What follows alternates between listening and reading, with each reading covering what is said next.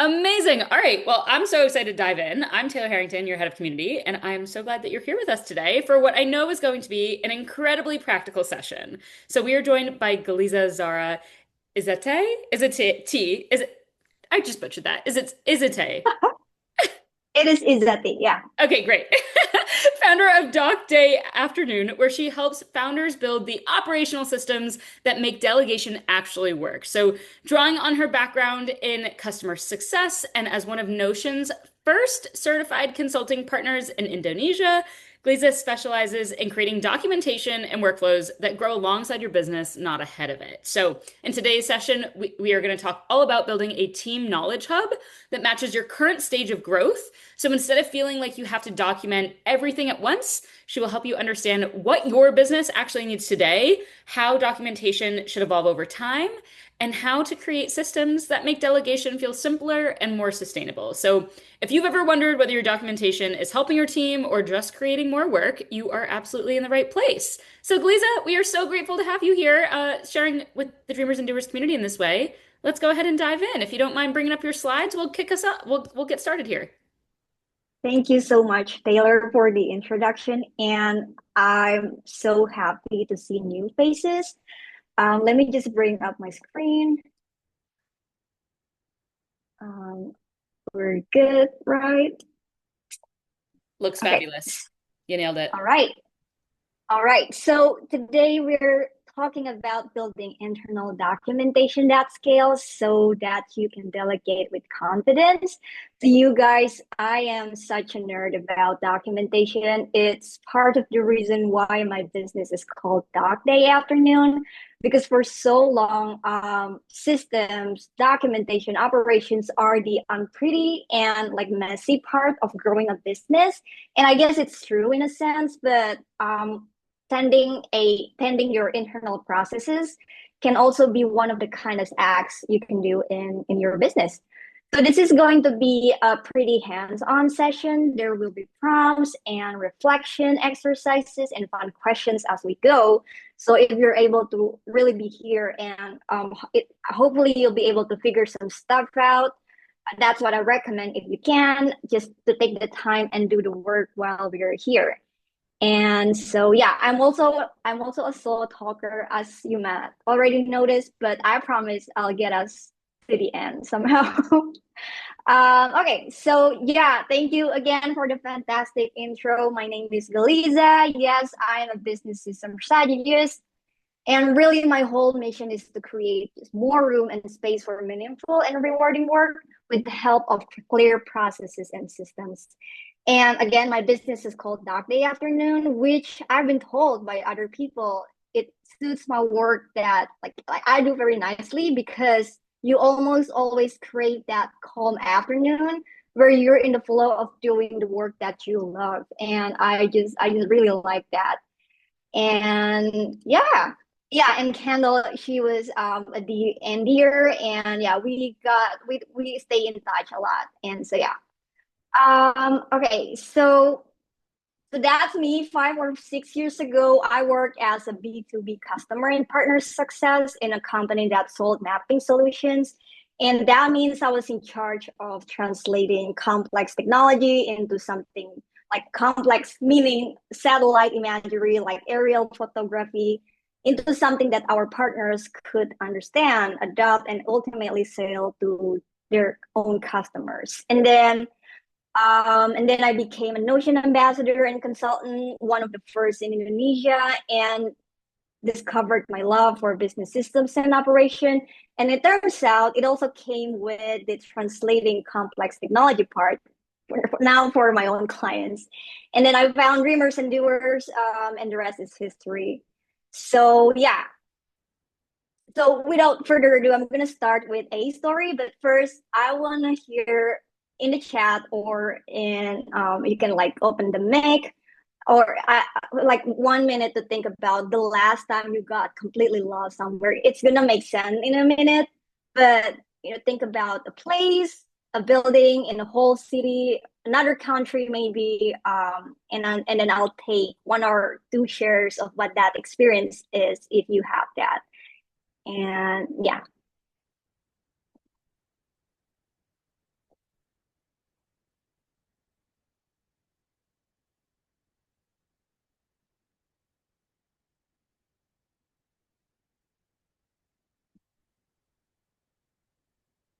Taylor, she was in the West Village in NYC recently and got so lost.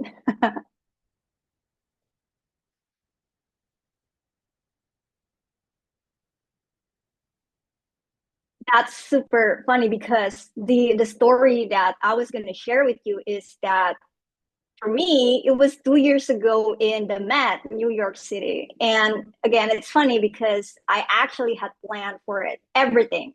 Like I opened the digital map and located everything I wanted to visit and still wound up lost inside the building because it's so different. Even with the map, I even still got the red thing, like this thing that you can get in the museum. And the reason why I'm telling you this is because the standard procedure for getting out of that loss situation is to be able to locate where you are first. So that means you got to know what floor you're on first. And then you got to make sure like the artifact that you're looking for, whatever it is that you're looking for, is on the same floor as you are. And then you as you walk, you gotta make sure that you don't miss your turns, something like that. And then you also have to be aware of your surroundings just to notice if you should take the stairs or just go through or whatever it is in the field. So I'm reading the chat, Diamando. I got lost driving on the road. I've been on the 100 times because I get overwhelmed by police car, fearing I would get pulled over, even though I had no reason to be pulled over. That's also interesting. Thank you for sharing that with us. And that really gets me thinking because this map here, even like you're on the road without a map, and there's like some kind of parallel if I think about it because um, what I really want to say is that whether you're a founder or if you're currently working within a team or managing a team, you're gonna like hear all sorts of questions like, do I send this email now? When does X happen in a quarter? Like, what should I do if it's not on the script? And your business makes sense for you because you're walking the business. Like for others like me, it's like tiptoeing around the map. I have a map, and so without a map it's going to be even harder. And the reality is that even an experienced personal or team member or new hire will need help like navigating the business, your business at first. And you see that's like what training like onboarding and internal documentation is for. And that's why we're here. Like we are I take it that we're here because we know how important it is to be documenting our processes. I think we all know what SOPs are. Like you'll notice that there isn't any shortage in the internet about how valuable documentation are and how it's one of the most important business assets that you can create. But these are the what and whys in the content that you see on the internet. But what they never really teach you is how to craft and organize your business knowledge that truly enables ownership and delegation so that you eventually get to step back. And that is the heart of the work that I do. That is something that I've been testing and trying with all my clients. And I'm super excited to be sharing it here with you. And yeah, so I know it to be true based on my experience working with team and inside a team that businesses scale successfully when their internal documentation is built with the people who actually use it in mind. So even though like the goal is to protect the quality of your work and to also give the founder back their time. When it comes to writing SOPs, you have to do it with the intention of helping your team thrive working in your business. And that's what we're going to cover today. I'm not interested in telling you or dictating you how you should be like writing down your SOP. I'm more interested in sharing with you the three pillars of team knowledge that I've tested and tried based on my experience working with teams. And you'll see that the pillars are the reference, and then the SOPs and how to documents, and then the last pillar is the copy or templates. And there's, you'll see the brown roof or umbrella, that is the process or workflow. I'll show you examples of what these are in a minute and how they work in practice. But the reason why I'm telling you this is because I've seen delegation successfully like being done using the structure, because the first one is like not everything here is an SOP. Sometimes you just need an example to copy something. Sometimes you just want to understand the bigger picture. And yeah, so sometimes people just want to see not checklist. And then it also creates clear ownership boundaries by putting it under a process umbrella. And then if someone falls sick or leave, or someone else needs to pick up the work, they have all the Zoom levels they need to understand like the work that is being delegated to them. So yeah, so let's get into these pillars, what these pillars are. The first type of like knowledge is a reference. This is the static knowledge that builds shared understanding. There's no instruction, just static information, and this could be your company foundations like vision, mission, and values, your brand guideline or brand book, your internal explainers, for example, like how this thing works, like or company glossaries if you're working in a specific niche that people might not really know what it's about. Industry knowledge, this could be like external documents you obtain from the internet or other informational thing. So yeah, and the key is that if the document's job is to help someone understand something rather than do something or send something, it's a reference. And then the next one is the SOPs or how to document. This is like everyone knows this is the bell of the ball. These are actionable documents. These have steps and instructions. These teach you how to accomplish something in a specific way so that everyone can do it the same way and in a way that like also protects quality. So SOPs can be simple checklists like what we have on the slide. They can, you can add visuals into the steps. You can even now record yourself with Loom or other recording tools. And I even use like transcription tools like Scribe or Whisperflow, because like sometimes you don't feel like writing, you just want to like speak it out, and then we have like all sorts of tools now to help us out in a way that makes sense for us. I love Whisperflow. I've been using it for a month now, and I'm missing out on so much. I wish I had known this tool for like a long time ago. So yeah, moving on.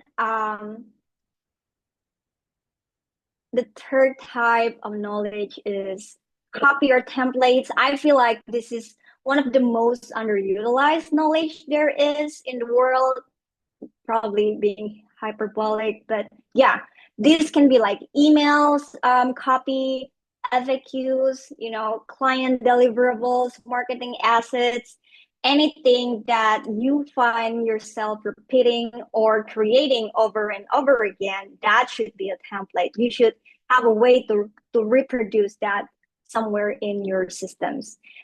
And yeah, and then to top it all off, the last but not least is process or workflows. If you remember the house, like the house structure, this is the roof that ties the three pillars together. And I'm going to show you how. So here I have a simple process for like some member flow for joining a workshop.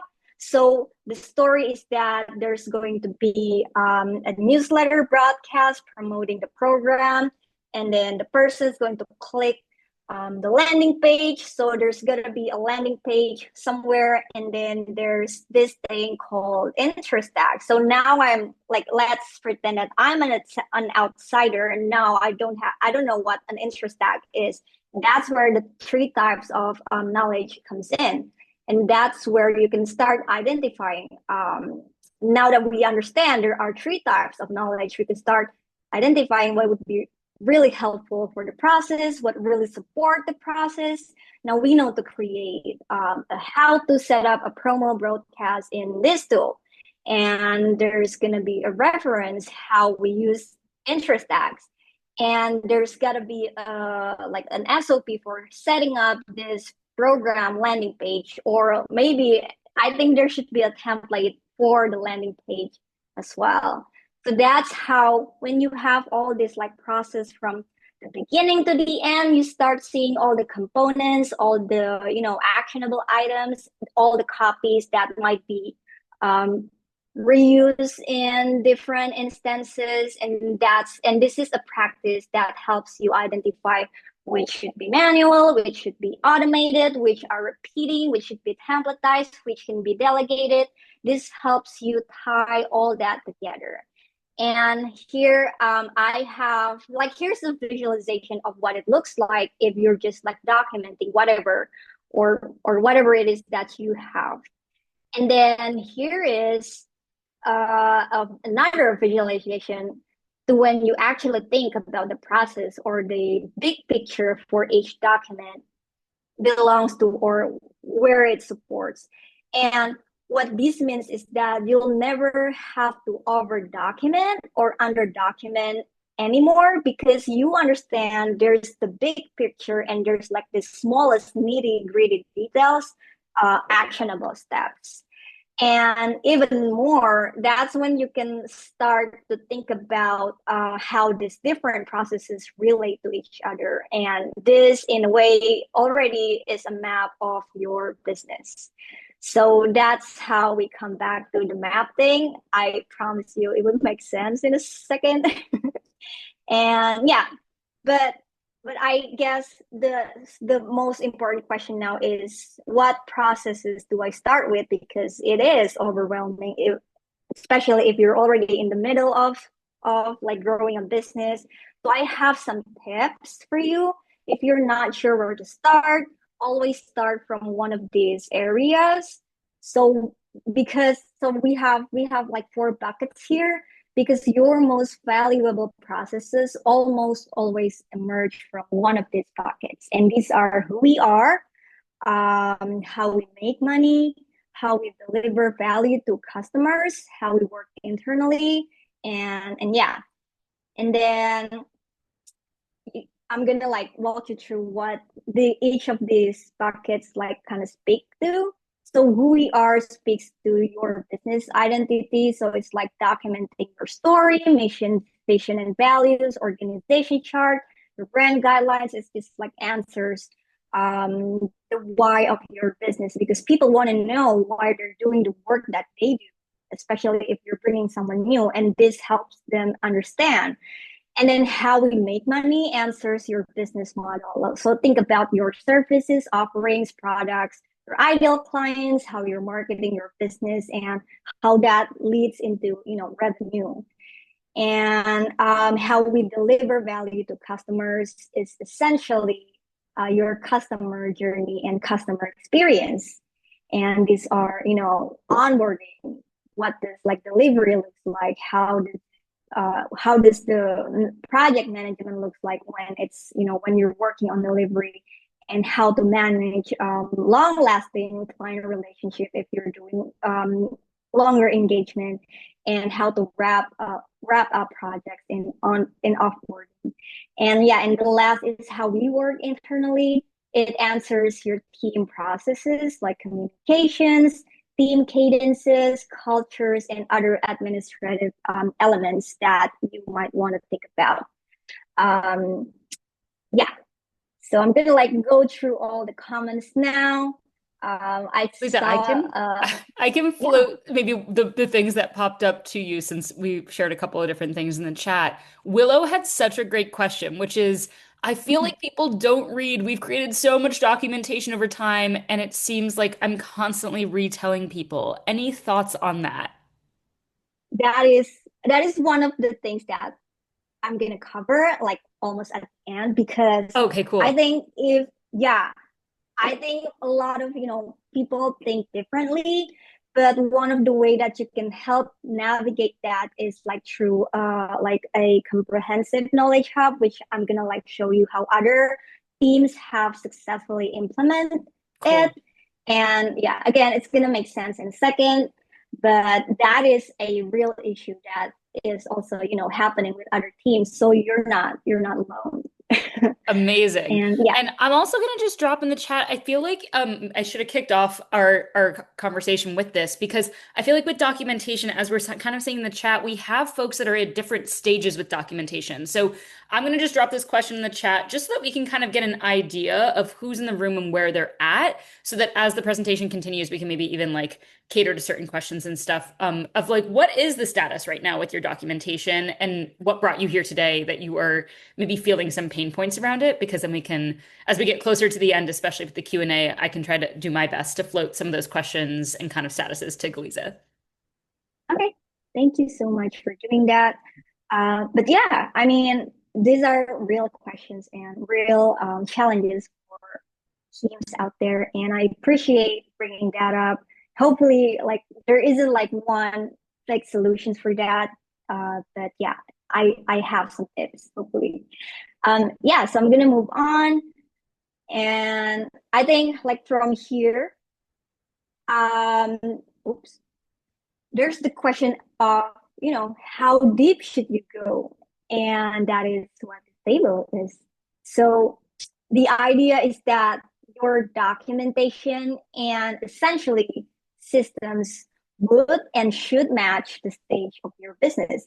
So, by the way, I actually didn't make this up. This is from a Harvard Business Review research from the 80s about the 5 stages of small business growth. There's like a link in there, but I can like help you find the actual PDF that I have. And there are actually 5 stages, but I merged one of them for the sake of simplification of this presentation. But yeah, so the idea is that there's a sequence in which a business grows into maturity.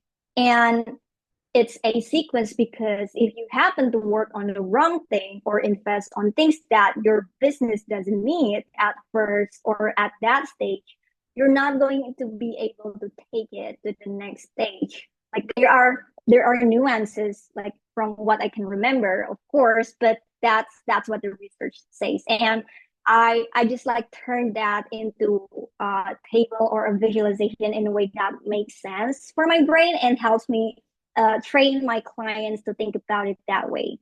So yeah. So let's say you're building a business and you're at the research and development stage. Like you have no process. There's no process. There's no customer at first. You're just like testing a hypothesis until the business actually survives. So at this stage, you'll see that all you have is working notes because you're just trying to make something stick. You're just trying to see it survive. And then you found a product market fit and now you're in stage 2. You found something that works. So now the job is to make it like repeatable without you being in every room all the time. So now you're trying to be consistent with marketing, with your sales process, with how you deliver your products or services, but you got to understand there's no standardized process yet. Everything in this stage is you trying to test repeatability. And the trap I see over and over again is founders trying to standardize their systems or automate too early, when scrappiness at this stage is actually the thing helping them make money and get work up out of the door quickly. And that's why at this stage, I think, and based also again, based on my experience, it makes more sense to look at the bigger process container and then rely on templates, even if it's like other people templates. And it also helps the people you hire at this stage to kind of like learn about like how you do it, like what kind, like your style. And it people learn from, copying. Or I think that's like a bad word, but yeah, people learn from imitating. And yeah, and then you make it to the hardest stage, which is growth or expansion. at this stage, your internal operation is going to be a mess because you're going to be busy serving clients. And I want to tell you that's okay. That is the part of the journey. So it's not your fault. The trap here is not realizing that you can go with the scrappy systems you put together from this previous stage because you're going to see more demands and you'll want to expand into teams. So your infrastructure has to support this transition. And that's where you start adding SOPs, visual workflows, and really streamlining your processes, docs. And if you want to automate things, this stage is really where you do it, not the previous ones. Maybe like a couple in the previous ones, but this is where you can be really strategic about automation. And yeah, and then the last stage is where is my slide? And then there's the last stage, which is maturity. And really, it just depends on what you want to do. Some founders thrive like at stage 3 forever, and that's fine. Some founders, they want to step back. Some wants to build an exit. So at this stage, your documentation should be supporting for what's next for you. So yeah. And okay. And then I know that was a lot. I'm going to stop here and we're going to take 5 minutes to do a reflection slash like audit exercise. So the table you were seeing, I have a complete like full version spreadsheet that you can make a copy of. I'll drop the link in the chat. So I love for you to do 3 things once you make your copy if you want to do it now. So the first one is I would love for you to locate where you are today with your business and then read across all 4 columns on that row, the table we just talked about. And then from that column, like you pick the column where you feel the most chaos right now and compare with the assessment calls for what actually and versus what you actually have. And then read the row below your current stage because it should tell you what you need to build to take your business to the next stage.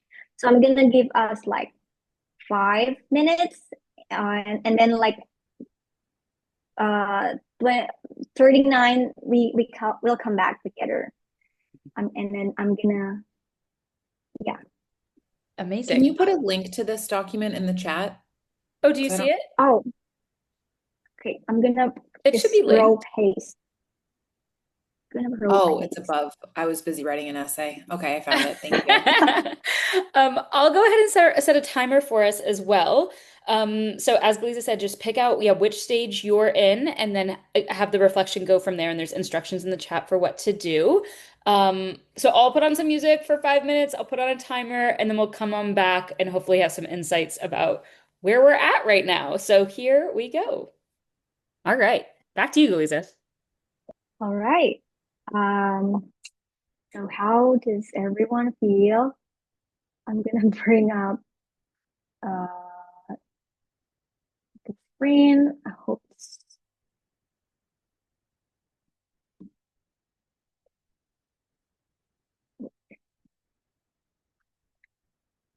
all right. So you don't need to drop this in the chat, but you could if you want. But I guess like the takeaway from that exercise is for you to just like think about the one action that you can take this summer or whatever summer looks like to you to move your business closer to where you want it to be if that's your goal. Because like this is like we are entering the for me like the perfect time to work on our business because for you it's like for everyone in the northern hemisphere it's summer and things are generally like a little bit quieter.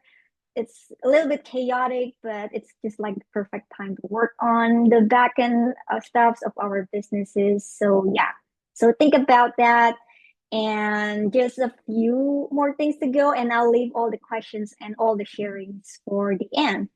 So now we're going to talk about how do you build or cultivate a documentation culture in your business or company. And honestly, this is the hardest part. I could like teach you all my tricks about, the anatomy of documentation. But if nobody in the company is sticking to that practice, then it's all for nothing. So this is like the hardest part of, this actual practice. Yeah, but I just want you to know that writing documentation, it's not one woman job. It takes a village to make it self-sustaining, and that's why like I love the work that I do. So you as a leader, you have to teach, or to treat team knowledge or documentation as ownables, just as someone would own a client account or a project or a content. So that is the first like culture we should be like, or our mindset shift we should be training our team members. And the second thing is to make the activity for like documenting your business part of your core cadences. Like you could make it a monthly co-working sessions to work on it together as a team. You could make it a team retreat once a quarter, and maybe like call it a doc day afternoon. I'm just kidding. But yeah. And then the last thing is that this knowledge need to live somewhere in a hub with a clear information hierarchy. And I'm not saying that you should use a specific tool, but the concept of a team knowledge itself calls for like clear categorization. So you just have to make sure like your knowledge hub, whatever that looks like or whatever that lives, is like supporting for that structure. And this ties back to the question of my team doesn't read the documentation. I was trying to like connect it back. Is it a visibility thing? Is it a container thing, or maybe like the SOP is like it's too long, or it actually belongs to two separate documents or things like that. It really calls for that information hierarchy and structure and tagging.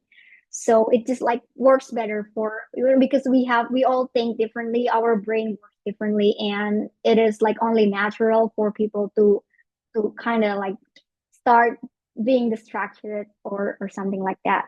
So yeah, so here's one example of a successful team knowledge built in Notion. And like, so you can see there's a glossary table for each type of knowledge. And then down below here, you'll see the different ways you can look at the document. You can see recent documentation, by pillars, by clients, by status, and all the documents like each member own. That's ownership. And then another example, you'll see like the workflows here. If you have one, it'll call for more a visual hub. And there's like a space in the page that takes you out to the real workflow that lives in another tool. And again, we're talking about, the context for this document, the status, is it up to date, what core process this belongs to, and, it kind of like there's you got to think about like what is the context of this document and how can I help my like team member finds it and digest it more like easily. And yeah, and then another example of a team I worked with, they want to make it easy for their own team members to own acknowledge or and create one. So they had all these buttons here installed in their, like my home dashboard in Notion. So yeah, so you can see this like table, I guess. They kind of bring together all the documentations, and they have like a filter to only show all the documents they own or all the documents they bookmark, and it'll come up in their dashboard. So that is just like a couple examples of how you can make it work for your team. Again, the final takeaway here, like we're at the end, but all the concepts I just like walk you through.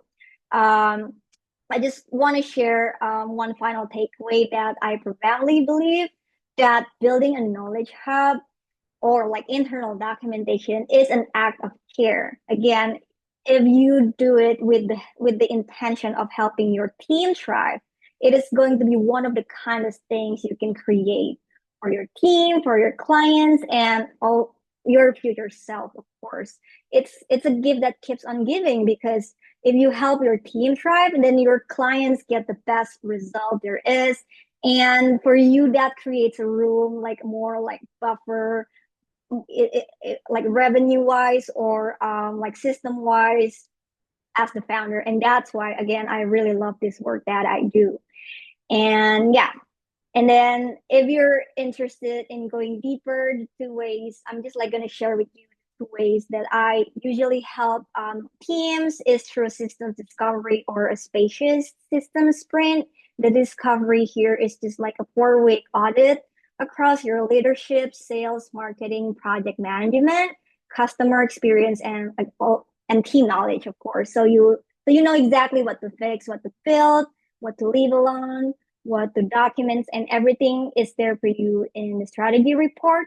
And then the sprint is built on top of the audit and discovery, where we just take the plan and then help you design and implement the system strategy. And we also train your team successfully for using it. But regardless of whether you're interested in my help, of course, I want to be a resource for you in any way that I can. So that's my website. You have a link here to grab a coffee with me. So feel free to send me a message in Circle anytime. And I'm gonna like drop the link for how we can all stay in touch. Oh no, I just messed the formatting. Okay. Zoom. All It's right. okay. But yeah. Thank you so Okay. much, Ghalizha. This was amazing. Thank you. Thanks Thank you. for hosting in this way. And anyone would be lucky to have a coffee chat with you in Jam Systems. I know we had a couple of friends that had to drop for the swim meet and for a couple of things. So yeah, just so grateful that we recorded this and that I can go ahead and share this with all of the other humans that are watching this as a recording right now, for them to learn from this lovely wisdom if they weren't able to attend live. So thank you, thank you, thank you. I would love to, if anyone has any questions, we have a few more minutes to dive into that. If you want to share what's going on in your business right now, what's hard, and get into the weeds a little bit, we also have space to do a little bit of that. If for whatever reason you want me to hit pause the recording while you share a little bit of that information, I'm also happy to do that. So yeah. And then I think as far as I just want to go back to Willow's original question and make sure that we fully answered that, because I know that she was curious to hear more about like what if you have all this documentation? I mean, on the Dreamers and Doers team, we have so much documentation, and I think the two things we struggle with the most is like there's so much there that, how do you help people, like how do you make it easy for people to find the thing that they need to find? But then also, I think the second part of the question, which Willow didn't ask, but I'm curious about, is like, what do you do when your documentation becomes outdated? And how do you create those kind of like check-ins to make sure that your information that you have documented is still relevant and still helpful for your teammates? That is, these are all questions I get all the time. So I'm not unique, I guess. I know. Yeah. So I'm hearing the questions. Um, yeah. Can Yeah, you? let's separate them I out. kind So of. the first one is around, yeah, like that documentation. How do you help people find what they need to find so that you're not just kind of retelling them, hey, it's in the documents. Yeah. So I would start with if you have some way in your tools or platform where you can just start with the big processes, that's how I would like categorize them. So start Mm. with just like the core processes of how, your business make money or deliver services, and just go through all the process from the beginning to the end. And then if you can, as you start identifying the actionable procedures, the copy that you use, the reference you need to like think about and read before you do something, that's a hyperlink in that like big process document is going to be helpful, because then you can kind of go into a rabbit hole. And especially now that, for example, Google Docs, they allow you to create tabs on the sidebar, and it's been super Yes. helpful for teams who are, dependent on Google Docs. That is one of the things that you can do with, with your processes documents, and just make everything lives inside that document. So it's like, it's about, if you see an article and you see how all this article kind of links to each other, like on the internet, that's how you should be thinking about documentations as well. So it should be like a spider web of interconnected documents and templates. and and yeah, so that's how I would approach. And we're all visual people. I mean, if you have, any means to create a map, like a visual workflow, I would like recommend you to do that, because that is how we learn. That is how processes take, at least in my experience. Mm. So yeah. And yeah, and then I think, you know, I feel like for documentations where it reads like a spider web, a folder is kind of like, I don't think that's like the right like structure to organize your documentation. If you can like avoid that, it's like, it's going to make your day so much better if you can like move away from like rigid foldering, if that makes sense, because you should be thinking about it like interconnected spider web or map or something like that. So yeah, so that's like my answer. Amazing. Cool. And I think that's all the questions we had in the chat. The last question I'm going to have you answer before we end our lovely recording today is for anyone that watched this and is like, I am a founder who is so in the weeds with my business and I really need to start delegating, but I don't have a lot of time. And so I'm having a hard time figuring out how do I take what's in my head and then actually take the time to like put it into documentation so that I can actually hire someone. That just sounds like way too much work right now. What advice will you give to someone that's in that moment? Yeah, oh my God. I don't even know how to answer this, because there is so much to think about. I hear you, if you're one of the founders experiencing this like kind of catch 22, I don't have resources, but I need support. I need support because, I'm gonna have to, yeah, that is so, I hear you.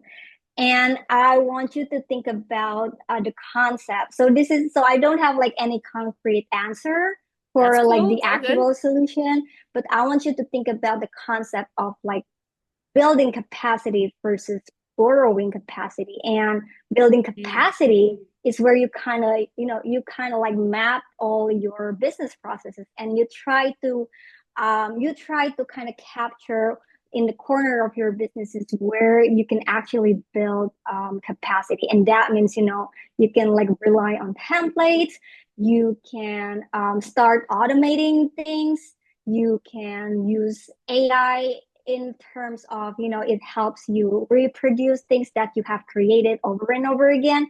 That's how you build capacity. Versus, borrowing capacity is, hiring. And that is reserved for when you actually have a couple capacity to start to actually start hiring Mm. support.